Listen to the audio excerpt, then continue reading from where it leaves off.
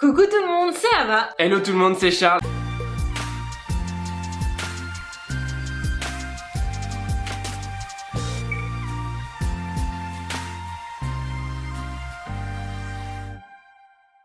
On espère que vous allez merveilleusement bien. Parce que nous ça va mal. Non, ça va mal. Ça va Disons mal. Que... Il faut qu'on parle. On en a des bulles. On en a...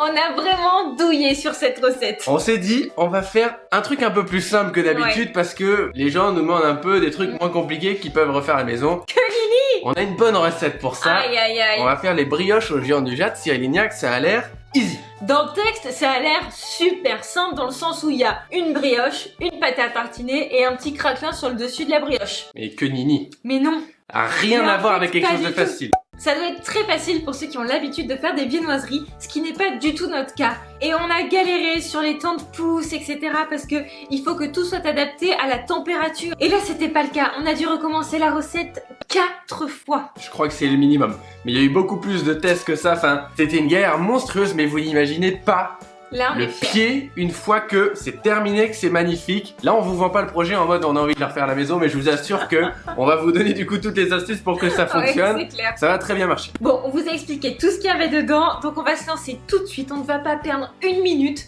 dans la pâte à tartiner. On va pas perdre une minute dans la pâte à tartiner. Vous mettez les noisettes à torréfier pendant 15 minutes à 150 degrés. Une fois qu'elles sont bien torréfiées, on les retire immédiatement de la plaque et on vient en prendre plusieurs dans nos mains qu'on frotte les unes contre les autres pour enlever la peau. Une fois qu'on a réussi à enlever une majorité des peaux des noisettes, on vient les mettre dans notre robot coupe avec le sucre glace. Et on mixe, ça va nous donner une pâte de noisettes.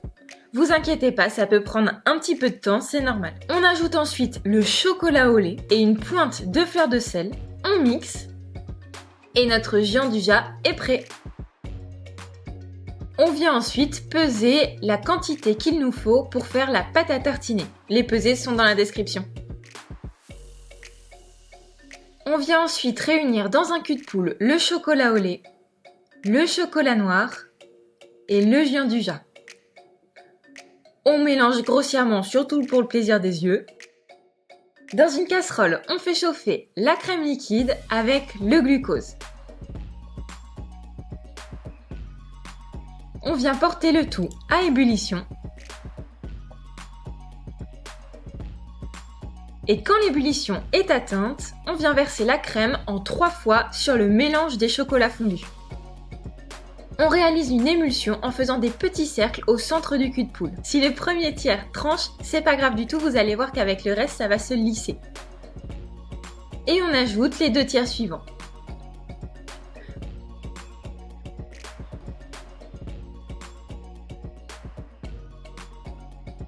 Pour être sûr que notre pâte à tartiner soit bien lisse, on vient la mixer au mixeur plongeant. On vient mettre un film plastique au contact pour éviter la formation d'une peau et on la met 4 heures au réfrigérateur. Voilà, la pâte à tartiner, elle est prête, elle est bien refroidie. Petite parenthèse, on vous J'étais en yoga. On vous a montré la recette du géant du Jade, mais vous pouvez effectivement l'acheter tout fait. C'est pas un souci, voilà. Voilà, c'était la parenthèse. Cette parenthèse est faite. Maintenant, il faut Oui, passer à The Brioche of Oui. the Brioche.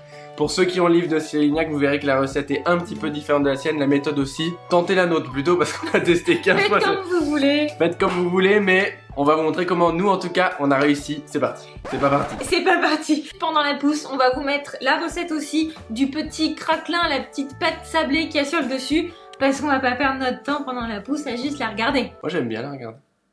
Dans le bol de votre robot, vous pouvez mettre la farine, le sel, le sucre semoule et vous mélangez légèrement à la maryse toutes ces poudres.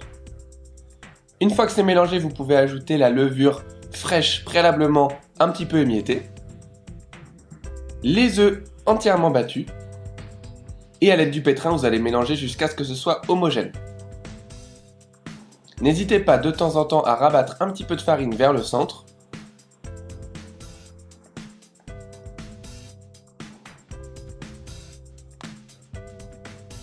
Une fois que votre pâte est homogène, vous allez augmenter légèrement la vitesse de robot pour passer sur une vitesse moyenne pendant 8 minutes. Une fois ces 8 minutes passées, on va pouvoir ajouter la quantité entière de beurre légèrement pommade Et une fois de plus, on va mélanger à petite vitesse jusqu'à ce que le beurre soit entièrement incorporé. Comme tout à l'heure, si besoin, vous pouvez rabattre le beurre vers le centre. Cette étape peut prendre entre 10 et 15 minutes selon si votre beurre est très pommade ou pas. Une fois que le beurre est complètement incorporé, on augmente légèrement la vitesse en vitesse moyenne et on pétrit pendant 10 minutes. Lorsque votre pâte est prête, on la réserve sous un torchon pendant 2 heures à température ambiante. Voilà, elle a doublé de volume. À l'aide d'un poing, vous pouvez la dégazer.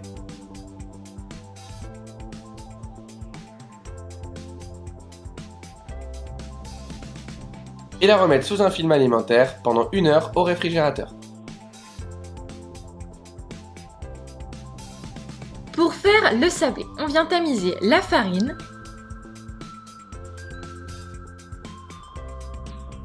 le cacao en poudre,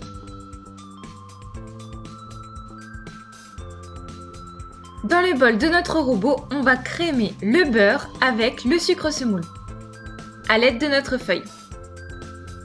Le but ici est de le rendre à texture crémeuse.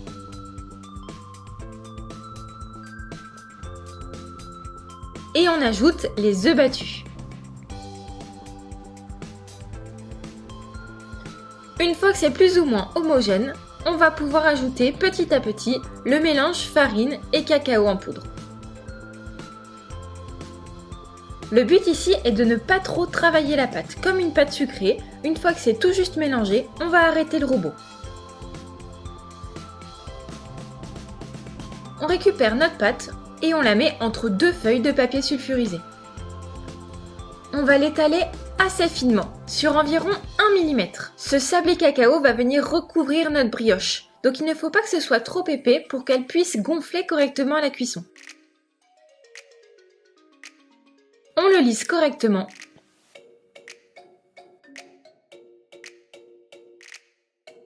On enlève la première feuille de papier sulfurisé et on vient faire des cercles à l'aide d'un emporte-pièce de 6 cm de diamètre.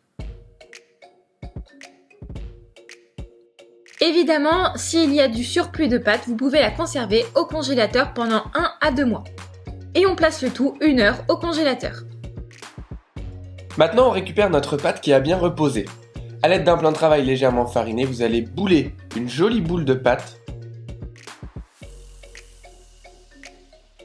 Une fois que vous avez une jolie petite boule d'environ 4 cm de diamètre, vous laissez pousser pendant 45 minutes dans un four éteint. Une fois que vos sablés sont congelés, vous les sortez du congélateur et vous allez les récupérer à l'aide d'une palette. Pour la dorure, vous mélangez un jaune d'œuf, un œuf entier et une cuillère à soupe d'eau et vous mélangez le tout jusqu'à ce que ce soit bien homogène.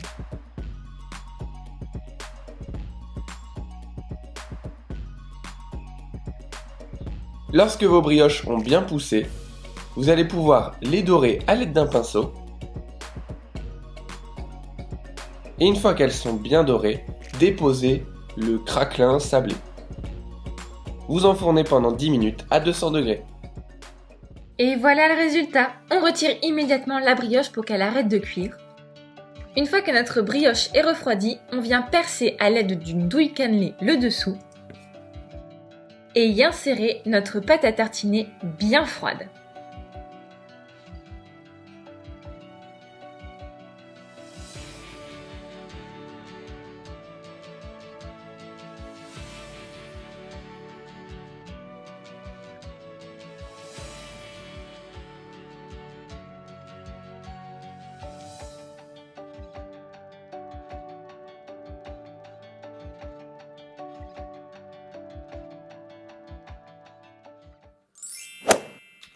On est juste trop fiers. Bon, déjà ça sent super bon parce que c'est une brioche et moi la brioche ça me fait quelque chose. C'est vrai que c'est des souvenirs d'enfance là. Une pâte à tartiner fourrée dans de la brioche, le petit croustillant en cacao par-dessus. C'est pas le Ça petit a l'air déjeuner terrible. parfait ça. Ah si. Franchement, on va rompre la mie devant vous. Tiens, je te donne le côté sans, je viens du jardin. C'est parti? À la tienne. Mets ça dans un chocolat chaud. Ou pas. C'était juste oufissime. Cyril, arrête de faire des recettes comme ça. C'est trop bon. C'est trop bon. Je sais pas si vous connaissez les pitchs, moi j'en mangeais quand j'étais petite. Bon, là c'est un pitch en mode méga amélioré, mais je trouve qu'on s'en rapproche quand même. Il y a un petit côté pitch, Il y a un petit côté, et la pâte à tartiner maison, mais c'est une tuerie ce truc. Il y a une obligation de refaire la recette. Ah oui, non mais c'est pour vous en fait. Je pense que ça devrait être obligatoire. Remboursé par la sécu. J'allais le dire, mais il n'y a aucun sens. Non, franchement, cette brioche là, C'est dingue. il faut l'imaginer qu'elle sort du four le matin sans... Imaginez les odeurs. Imaginez, vous réveillez, la porte de la chambre s'ouvre, le four dégage cette odeur. Vous vous dirigez vers la cuisine. Et on mange la brioche, c'est juste dingue. On n'a même pas le temps de continuer ta narration là. Bon, vous trempez ça dans un chocolat chaud là. C'est trop bon. En tout cas, si vous refaites la recette, n'hésitez pas à nous mentionner et Cyril Lignac, si vous voulez aussi qu'il vous lâche un petit like. Sait-on jamais. Si ça vous a plu, vous pouvez aussi nous dire j'aime le géant du Jat en commentaire, ça nous fera vraiment plaisir. Le géant du Jat, c'est la vie. Le géant du Jat, c'est la vie. Voilà, un petit hashtag, le géant du Jat, c'est la vie. Nous, on se retrouve dans une prochaine vidéo très bientôt. Abonnez-vous aussi, hein. Oui, vous pouvez. Quelque Éventuellement, part, par là. mais plutôt une obligation aussi. Et mercredi, on revient avec l'épisode 2 de Et si on avait fait le meilleur pâtissier. Parce que vous nous LMP. avez beaucoup... Pour les intimes. Vous nous avez beaucoup demandé de faire ça toutes les semaines, donc on ne vous promet pas d'avoir le temps de le faire toutes les semaines, mais là, on a une petite idée pour le cornet de glace, donc on vous donne rendez-vous réfléchi. mercredi. Bisous.